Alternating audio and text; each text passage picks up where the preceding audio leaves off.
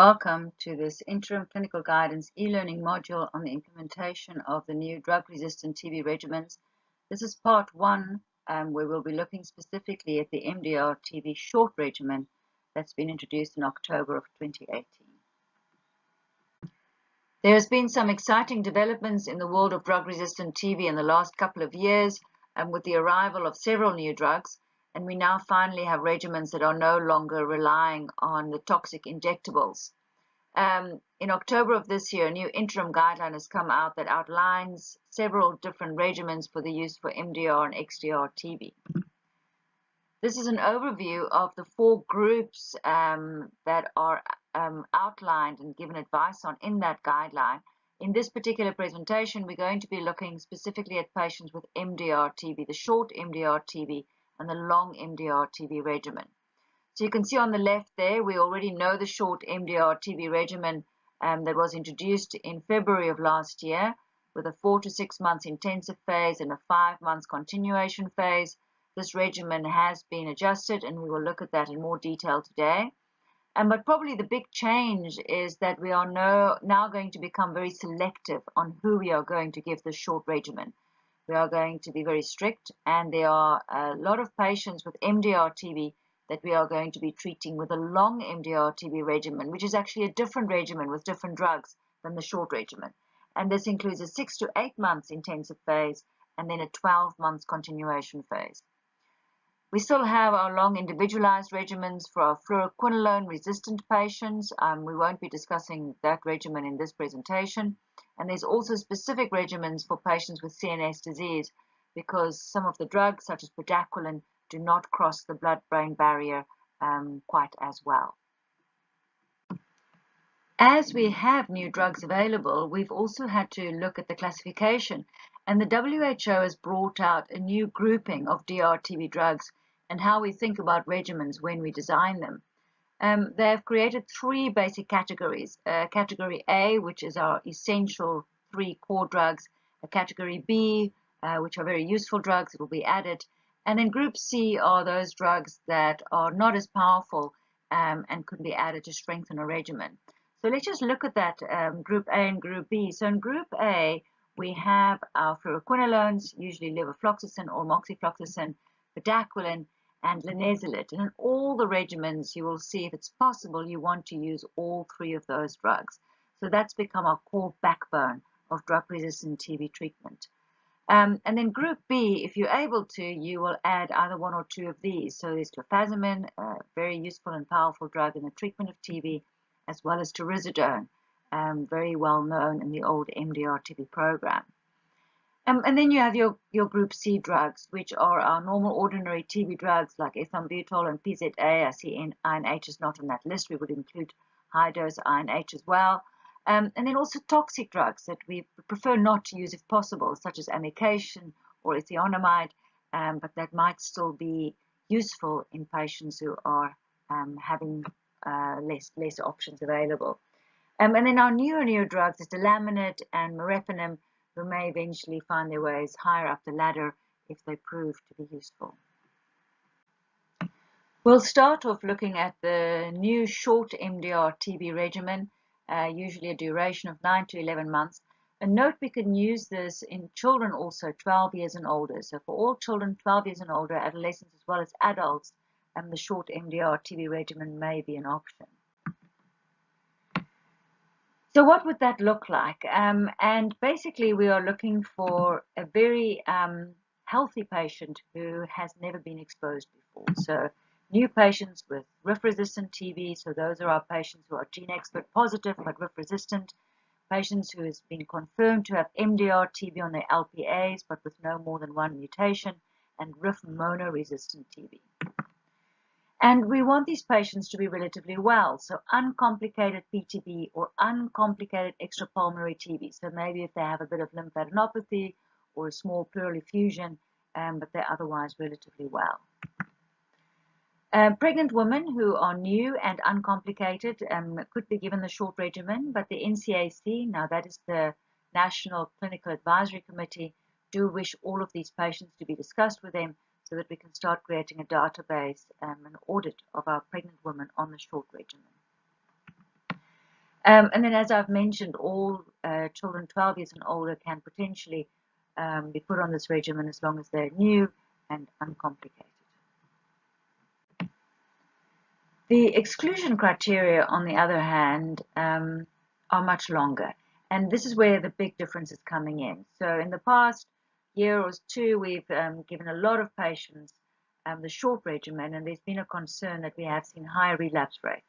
So we're now going to be much stricter about who's allowed to be given the short regimen. So we will not be giving the short regimen to any patient who's had previous exposure to second-line anti-TB agents. So if they've defaulted, whether they've had a course of MDRTB treatment cured in the past, whether they're treatment failure, it doesn't matter. None of those patients will qualify for the short regimen. Obviously, patients who've got fluoroquinolone resistance, so pre-XDR, XDR-TB, MDR-TB with dual mutation, and also patients who you might have a gene expert result that's confirming RIF resistance or MDR-TB, but you are concerned that there might be additional second-line drug resistance. So that's particularly in contact. So patients who, for example, are living with somebody with XDR-TB or MDR-TB with dual mutation. So complicated patients or severe extrapulmonary TB patients, patients with TB of the brain, of the spine, of the heart, of the kidneys, etc., they will not be given the short regimen. And we'll therefore be making the decision already at the beginning. You'll see the long regimen is quite different than the short regimen. And so therefore, when you assess your patient as you initiate, you'll make the decision. This patient, I'm going to give the short MDR-TB regimen, or actually this patient qualifies for the longer one. If they also have PTB, but extensive PTB, so severe cavitation, patients who have extensive damage to the lungs, we will also not give the short regimen. And in patients with HB under 8, it's actually complicated, as we cannot, or preferably would not want to use linezolid. And as we saw earlier, linezolid is one of the key drugs in this regimen. So that makes it much more complicated, and you will discuss those patients with the NCAC. And I think the general rule of thumb is if you're looking at a patient and you're not sure, then you're probably going to give them the longer MDR-TB regimen and try and conserve the short regimen for our very, very straightforward patients. So if they do not include for any, they're going to end up on the longer regimen. Let's look at what's changed from the old MDR-TB short regimen. This is the one that was proposed in February of last year, and already many of our patients, we have not been using the kanamycin.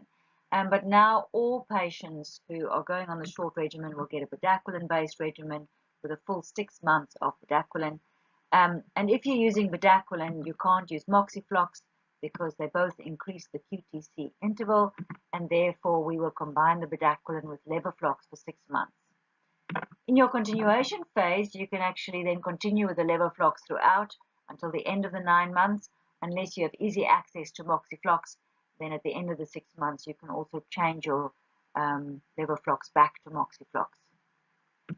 We are also getting rid of ethionamide, which is both shown to have increased resistance in South Africa, as much as 48% in some areas, and is one of the more toxic drugs, one of the reasons why people struggle to tolerate their regimens. And what we are doing to boost this regimen is adding in linezolid for the first 2 months of the treatment. And let's look at what this new regimen then looks like. So we have our 4 to 6 months intensive phase, and of course there's always our 3 core drugs from group A, bedaquiline, linezolid, and levoflox. We've added 1 drug from group B, which is clofazimine. And then we have 3 drugs from group C, and specifically the typical first-line TB drugs, PZA, ethambutol, and high-dose INH. This is then followed, if all goes well, by a 5 months continuation phase made up of levofloxacin, clofazimine, PZA, and ethambutol. And we'll look a little bit at a table of the progression over time for these different drugs. So just to emphasize the major changes there, we have linezolid instead of ethionamide, as it's more effective. Ethionamide has also been shown to have more population-level resistance and toxicity. Using bedaquiline instead of our injectable, and using levoflox instead of moxiflox due to that possible increase in QTC. To make it a little bit easier to understand, let's look at how the drugs will change over the 9 months. So we start off with all 7 of our drugs, and at the end of the 2 months, we're going to be stopping our linezolid. We continue with the other 6 drugs, and at the end of 4 months, you're going to look at your smear results. So MDRTB, it's all about smear conversion, and if your smear is negative, you can stop your high-dose INH at the end of 4 months. You're now in continuation phase, but you still have to complete your 6 months of bedaquiline. And so now you're going to continue with your bedaquiline until the end of 6 months, but there are provisos, which we'll talk about in a minute, where you can extend your bedaquiline to a whole 9 months.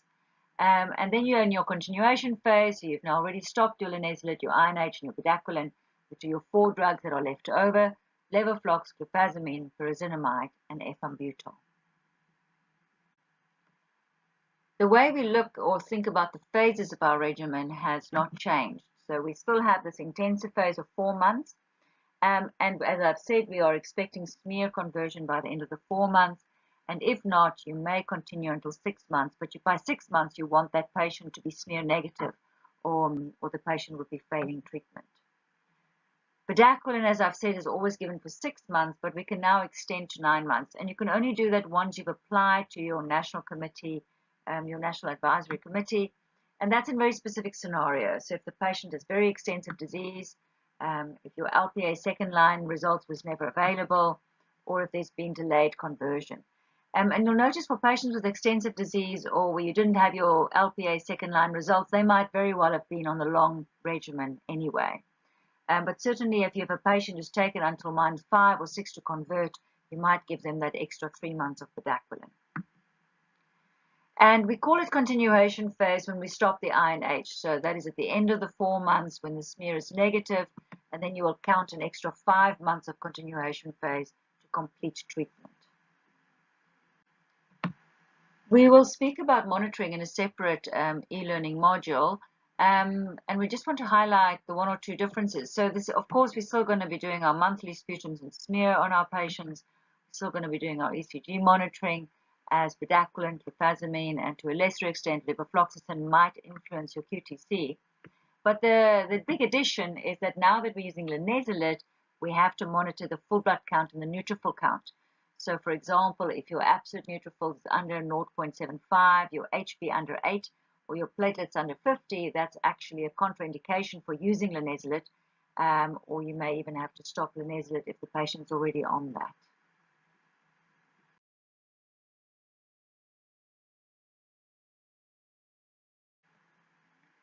That was a nice summary of what we're doing with our adults, but let's look at what we're going to do with our children who are less than 12 years old or are weighing less than 30 kilograms. Again, there is now a short injection-free regimen available for our children, but it gets a little bit more complicated as we do not have the same range of drugs available. So there's a few extra things to consider when we think about children.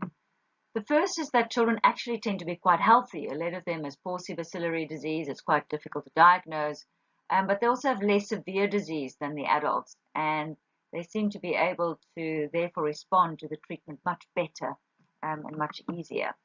They also tolerate a lot of the medications much better than the adults. So for example, PAS, high-dose INH, and ETO, that can cause lots of adverse events, and the adults are much better tolerated in our children. One of our challenges is that we cannot yet use bedaquiline in children, and it's mostly due to a dosing issue.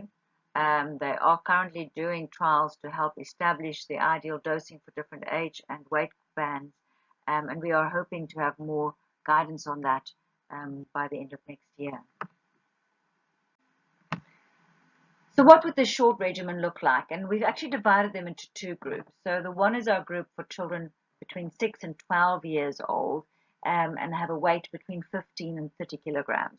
And we're using exactly the same principles as the short regimen for the adults in terms of your criteria of who you can start and who you have to exclude. And the regimen is based on exactly the same principles, but there are a couple of small changes. And the biggest and most important challenge in our children is that we don't have bedaquiline. So remember, our three preferred drugs is our bedaquiline, linezolid, and levoflox. If you don't have bedaquiline, the guidelines recommend that we use delamanid as our preferred option. Now, the challenge is at the moment we do have dosing for delamanid in children between the ages of 6 and 12, even those are not completely set yet. But we can't use delamanid in children under the age of 6, so that limits us severely. The other challenge is that a lot of facilities in South Africa does not yet have access to delamanid. So this is sort of a guideline we're going to be growing into over the next year. And in the meantime, we will be replacing the delamanid with pus. Not as powerful drug as delamanid or bedaquiline, but well tolerated. And as we said, most of our children are not nearly as ill as the adults. So your backbone is actually going to be your pus, your linezolid, again just for 2 months, your linezolid, and levofloxacin. So you can also see in the children, even though they're not on bedaquiline, we also use levofloxacin, and that simply has to do with the preparation. It's much easier to crush and split than the moxifloxacin. We still have clofazimine in this regimen, and then we still have our basic 3 TB drugs, high-dose INH, PZA, and ethambutol. And then the continuation phase is exactly the same as the adults. So levoflox, clofazimine, PZA, and ethambutol. So similar to the adults, we'll stop the linezolid at 2 months, we'll stop the INH at 4 months, and if they're on delamanid or pus, that will be stopped at 6 months. The regimen for children under 6 years is also specified, or under 15 kilograms, because we cannot use delamanid in these groups. So this is actually probably very similar to the regimen that we're going to be using for the older children as well until delamanid comes into place. We can again have our core 3 drugs, which is going to be our pus, linezolid, and levofloxacin, clofazimine as your group B drug there, and your 3 TB drugs, and the continuation phase looks exactly the same. So actually this is the regimen we'll be using for all children under the age of 12 until delamanid is available, which we can then use for children between the ages of 6 and 12. Some key points when you are treating children, and the most important is, if possible and you have access to an infectious disease pediatrician or somebody who has a special interest in pediatric DRTB care, always consult. It's never as straightforward. A lot of the evidence that we are basing our decisions on is based on adult studies, and we don't actually have a lot of evidence in terms of what we're doing with our children. So, for example, one can decide in some children to omit the linezolid, especially in those uncomplicated TBs that might just have a little bit of hilar lymphadenopathy, but you might want to discuss with an expert on whether in that particular child you can get away with not using linezolid. And the reason we'd like to avoid linezolid is because of that small risk of bone marrow suppression. So remember to do your monthly full blood counts and neutrophil counts in all children on linezolid. Our intensive phase is 4 months, the same as the adults. And at 4 months, you can decide if they smear negative that you are going to be stopping your INH. Very, very important that we do get our sputum results, AFBs and cultures on these children to help us make these decisions. And there is now good evidence to show that we are getting much better yield with induced sputums than gastric aspirates. And it's very worthwhile, even if you can't get a sample every month, at least by 4 months, that you can see that your child is smear converted. Another change in the guideline is that we used to adjust our INH depending on the mutations. We no longer do that. So even if there's a CAT gene mutation or an INHA mutation, both our adults and children will get INH for the full 4 to 6 months, depending on when they smear convert. Now let's look at the availability of children preparations, and the short answer is that there aren't any. Apart from linezolid syrup, all of the preparations come in tablet form. The general rule of thumb is to try and round up to the next quarter or half tablet size, and most of our pharmacists can help the parents to calculate exactly how much they will take. So tablets can be crushed and dissolved in 10 ml of water, and then the mother can be advised on exactly how much of it to take, and if need be, the rest can be discarded. One can also crush the tablets up and mix them with multivitamin syrup to hide the taste and make it more acceptable. And then when you prescribe pus, which is now going to be a core drug in many of our children regimens, you need to give it with some sort of acidic food. So for example, you can order Morvite from your local depot. You can use mass or yogurt, and then the other tablets can be mixed in as well. Unfortunately, there are no easy weight banded tables that we can use. It's very important to weigh your child at every visit and to actually calculate the amount of drug the child needs per kilogram per day. Most of the drugs is a once-a-day dose.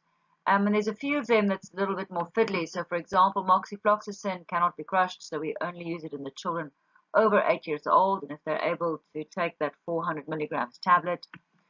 Clofazimine comes in a capsule form and is very difficult to divide up. The smallest dose we have is 100 milligrams capsule. So you'll see there, if the child's over 20 kilograms, they can have the 100 milligrams a day. But if they're in between 10 and 20, we use 100 milligrams alternate days. If they're under 10 kilograms, you would give 100 milligrams every third day. Another complicated drug is linezolid, which has a different metabolism in young children than in older children. So you will notice there that if a child is weighing between 5 and 15 kilograms, we can actually use 15 milligrams per kilo. But as the child grows, you would actually start using less milligrams per kilogram. So that's quite complicated dosing and has to be adjusted as the child grows bigger. And then the delaminid dosing is not completely set yet. It's also a 6-month course. And remember, we cannot use it in children under the age of 6 years old. So in summary, on our MDRTB short regimens, the new WHO short course now includes bedaquiline instead of the injectable. We're using linezolid for those first 2 months instead of ethionamide. And for kids, we'll usually use pus or delaminide once it's available. And you can even consider omitting the linezolid in non-severe disease. Thank you for your attention. In part 2 in this series, we'll be focusing on the new MDRTB long regimen.